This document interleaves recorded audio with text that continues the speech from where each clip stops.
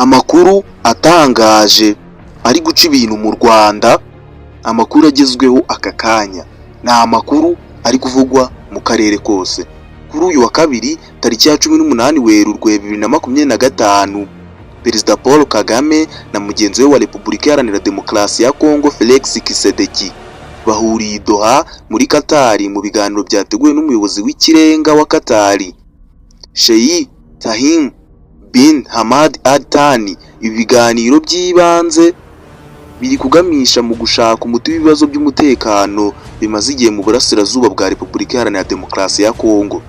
Perezida Kagame na Tshisekedi bashimiye Qatar kubwo gutegura inama, bavuga ko byafashije mu kubaka icyizere no gushakira hamwe ejo hazaza heza kandi hamye kuri Repubulika Iharanira Demokarasi ya Kongo n'akarere kose muri rusange.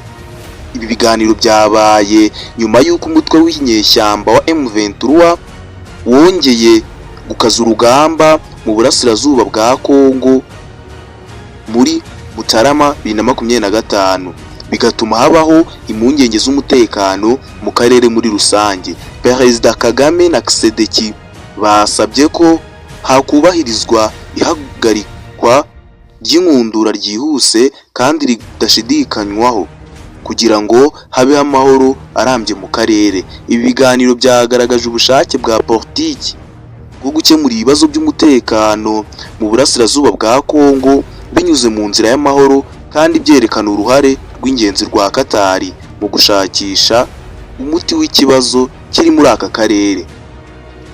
Ibi ni ibyabaye, kanda subscribe mu kanya ndagaruka tuvuga ibyavugiwemo.